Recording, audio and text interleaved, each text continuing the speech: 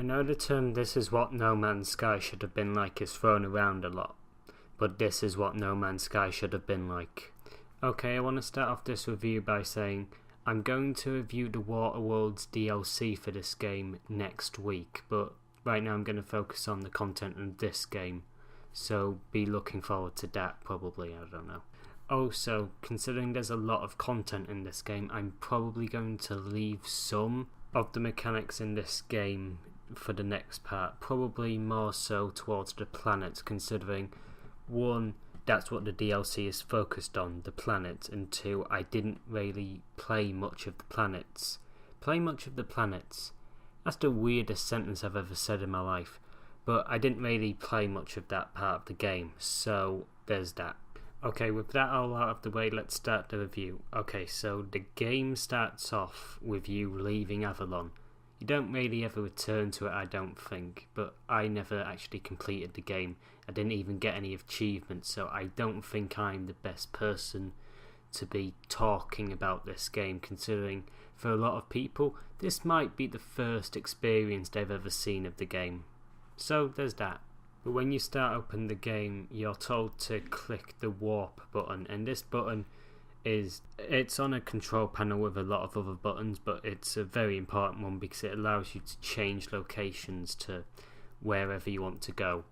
It's completely random because this world is procedurally generated, and I don't know if you can actually return to parts of the game that you were just at. You might be able to, but I don't think you can, considering I didn't see any buttons that indicated that. So there's that. I mean, you might be able to, but when you die and you reload it, then you'll be put in a completely different part of space. But also, no matter where you are, like no matter which part of space you're in, you're pretty much guaranteed to find spaceships which you can talk to and trade with and stuff like that. Basically, there are different factions. There's like human factions, there's like robot factions. Also, don't bother talking to the robot factions if you want something, because you're not going to get anything. They're just like, we've got to do our mission, stay out of our way type of people, which makes sense. They're robots, what can you do? Also, if you're stranded in a place and you don't have enough fuel to get back and the only people around you are robots, yeah, good luck. But also, the types of spaceships can actually vary. There are like big capital ships with like a bunch of supplies and you can board them and stuff. And then there are these little tiny spaceships which will get on your nerves because they're just going to attack you, and it'll piss you off to no end, because I know it certainly did for me.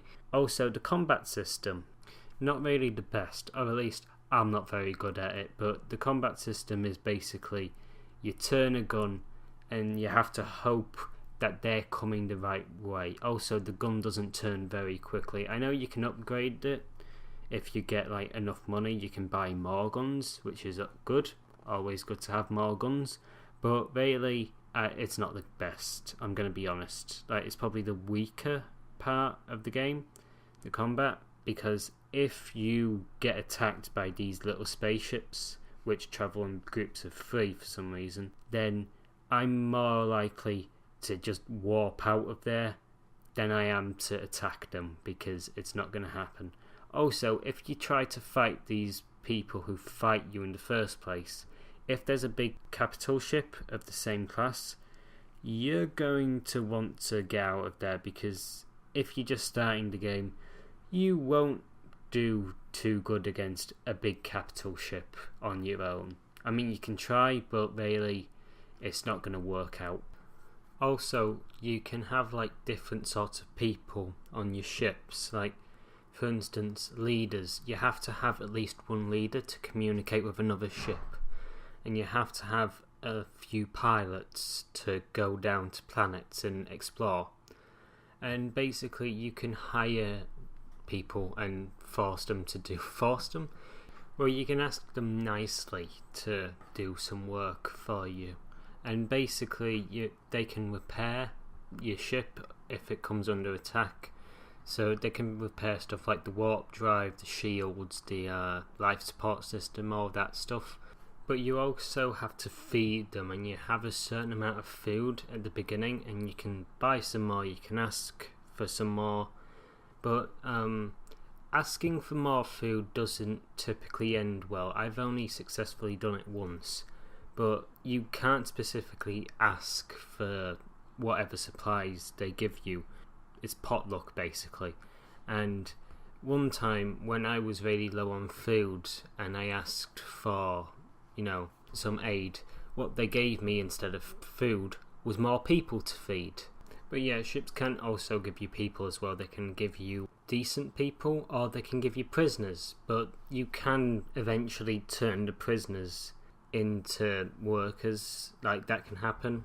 So there's also that, but you're going to want to get people instead, because it's going to take time to turn the prisoners into actual workers.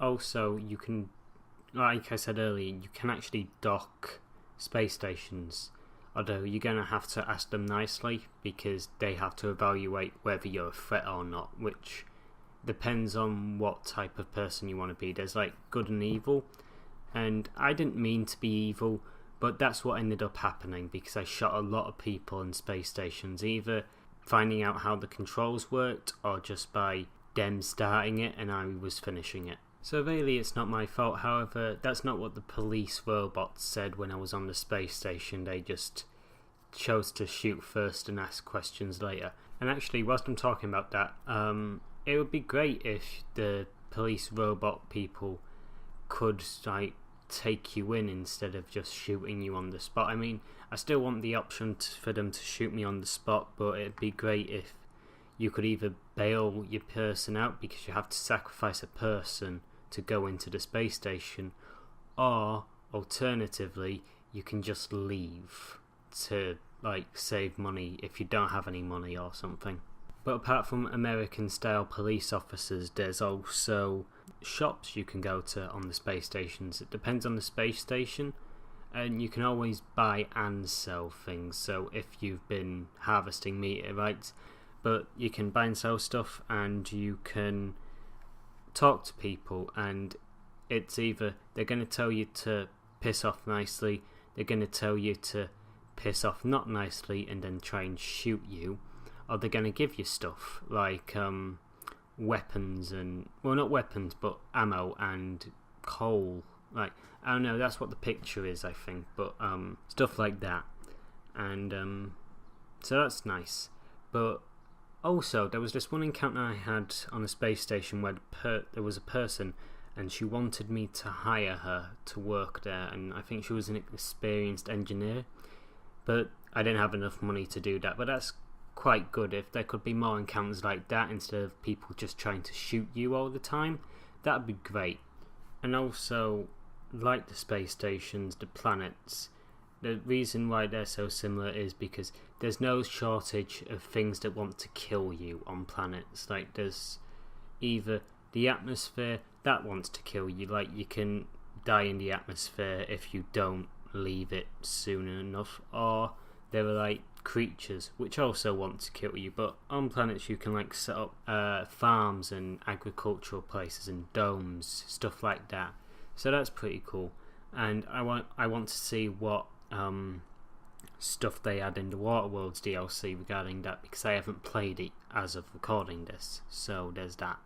Also, one of the last points I want to talk about is the asteroids. The asteroids, basically you shoot them and hope that they drop stuff. Like the first asteroid I found actually dropped some diamonds, I think it was, but after that I had a long and tedious time trying to find another asteroid which actually held other items. I think they need to increase the drop rate of items in that. Maybe not to the point of which every other asteroid has something in it, but a bit more, and probably more stuff in them as well. Again, I don't know what stuff they're going to add in the DLC, but hopefully more stuff like that. But yeah, that's all I really want to touch on. I haven't won the game or gotten any achievements, but if I do, I'm going to tell you more about that in the next video. But yeah, that's about it, so bye.